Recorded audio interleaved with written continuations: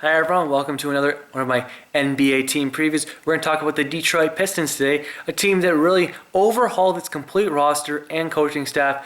First we'll start with the coach. They brought in Maurice Cheeks to replace Lawrence Frank, who's back with the Nets as assistant coach for Jason Kidd.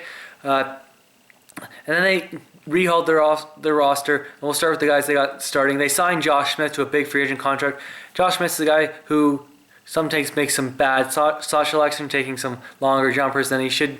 But he's a good player, not a great player.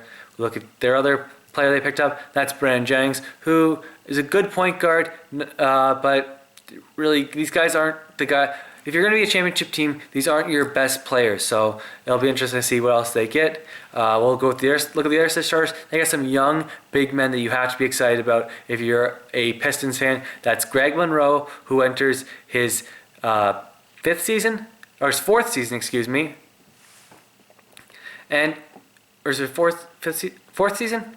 Either way, he hasn't been in the league long. He's only turning 24 this coming year. A good low post player. Pair him with the explosive Andre Drummond, who's a freak of an athlete, but is a horrible free throw shooter. Those are great blue chip prospects. I really like what I saw out of Drummond last year. I think he has a chance. He could really pound the glass and creates a lot of energy plays. Offensive game still developing. Now let's look at some of the guys they got on the bench. They drafted KCP.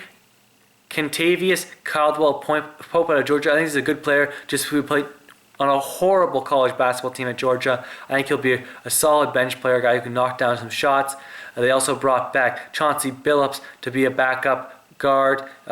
He doesn't really have much of anything left. He's more of a leadership guy but at least he'll have someone to be friends with on the team. And Pistons assistant coach Rasheed Wallace. Will Bynum, I think, is a really underrated player because he's undersized and not the greatest shooter, but a good guy to run the point off the bench. Jonas Jericho is a nice forward off the bench they've got. Kyle Singler's a nice guard-forward combo they have off the bench. So they got some depth, but they also have to deal with some injuries in Rodney Stuckey, who is likely their starting shooting guard. He's going to be out for first month of the season. And there's a chance that Brandon Jennings missed the first few weeks of the season.